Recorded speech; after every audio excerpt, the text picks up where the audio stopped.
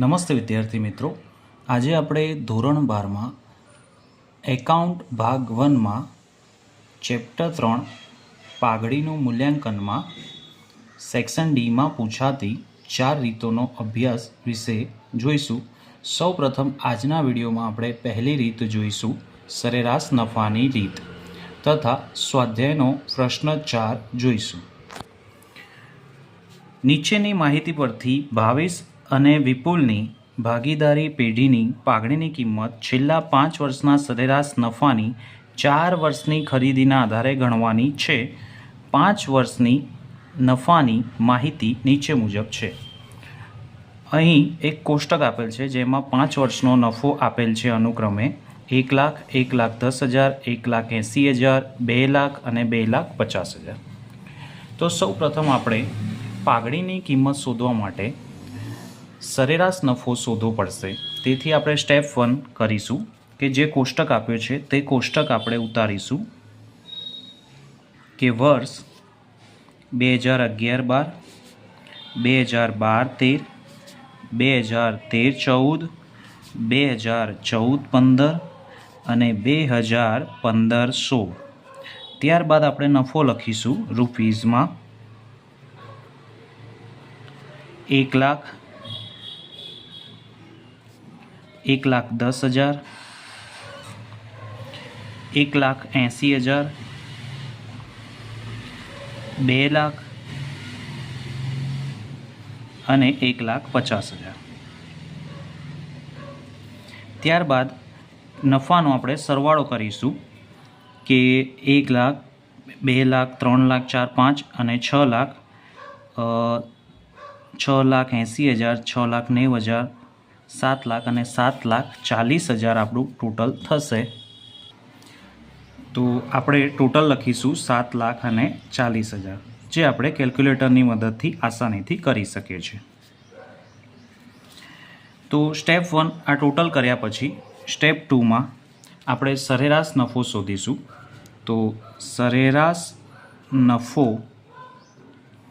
બરાબર કુલ નફો ભાગ્યા કુલ વર્ષો અથવા વર્ષોની સંખ્યા એમ લખી શકે છે.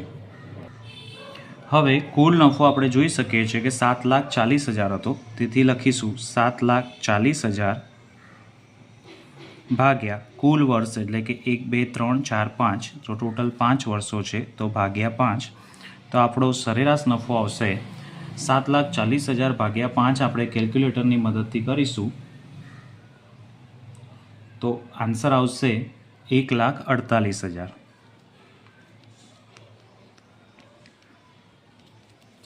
ત્યારબાદ આપણે પાઘડી શોધીશું. તો સ્ટેપ 3 કરીશું. તો પાઘડીનું સૂત્ર લખીશું કે પાઘડી બરાબર સરેરાશ નફો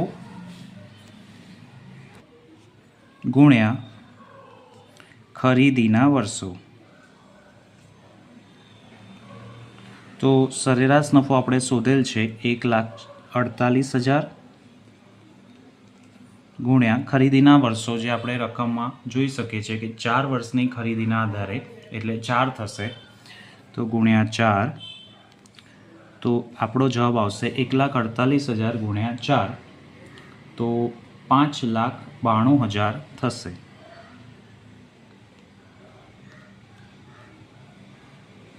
તો આ રીતે સરેરાશ નફાની રીતથી આપણે પાઘડી 3 સ્ટેપ દ્વારા શોધી શકીએ છીએ. ત્યારબાદ આપણે દાખલા નંબર 5 જોઈશું.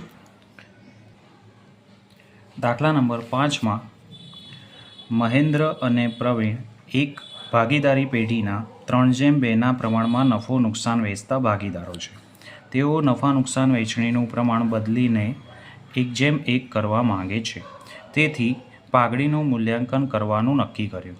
ભાગીદારી કરાર મુજબ ભાગીદારી પેઢીની પાઘડીની રકમ છેલ્લા 4 વર્ષની સરેરાશ નફાની 5 વર્ષની ખરીદીના આધારે, એટલે ખરીદીના વર્ષો અહીં 5 છે, નક્કી કરવાની છે. અહીં પણ એક કોષ્ટક આપેલ છે તથા સરેરાશ નફાની વાત કરી છે કે તો સરેરાશ નફાની રીતથી ગણવાનું છે. તો સૌપ્રથમ સ્ટેપ 1 આપણે એક કોષ્ટક બનાવીશું ઉપર મુજબનો. વર્ષ 2013-14, 2014-15, 2015-16 અને 2016-17. ત્યારબાદ આપણે નફો લખીશું 60,000, 80,000, 20,000 જે છે એ કૌંસમાં આપેલ છે તેથી એ ખોટ કહેવાશે, જેને આપણે માઇનસ કરીશું, અને 30,000. હવે આનું ટોટલ કરીશું તો એમાં પહેલાં 3 રકમનું ટોટલ કરીશું કે 80,000 અને 60,000 એટલે 1,40,000 અને 30,000 એટલે 1,70,000 અને એમાંથી 20,000 બાદ કરીશું તો ટોટલ આવશે 1,50,000. તો આ રીતે જ્યારે કૌંસ આપેલો હોય તો ત્યારે તમારે એને ખોટ ગણવાની છે તથા ટોટલમાંથી એને બાદ કરવાનું છે. આ આપણો કુલ નફો થયો. ત્યારબાદ સ્ટેપ 2 સરેરાશ નફો. તો સરેરાશ નફો બરાબર કુલ નફો ભાગ્યા કુલ વર્ષો. તો કુલ નફો આપણો છે 1,50,000 અને કુલ વર્ષો છે 1, 2, 3, 4 તો ભાગ્યા 4. હવે 1,50,000 ભાગ્યા 4 કરીશું તો આન્સર આવશે 37,500. ત્યારબાદ આપણે પાઘડી શોધીશું. તો પાઘડી બરાબર સરેરાશ નફો ગુણ્યા ખરીદીના વર્ષો. સરેરાશ નફો આપણે શોધેલ છે 37,500 અને ખરીદીના વર્ષો આપણે રકમમાં જોઈ શકીએ છીએ કે 5 વર્ષની ખરીદીના આધારે તો 5 વર્ષ ખરીદીના થશે તો ગુણ્યા 5. હવે 37,500 ગુણ્યા 5 કરીશું આપણે તો આપણો આન્સર આવશે 1,87,500 રૂપીસ. આભાર.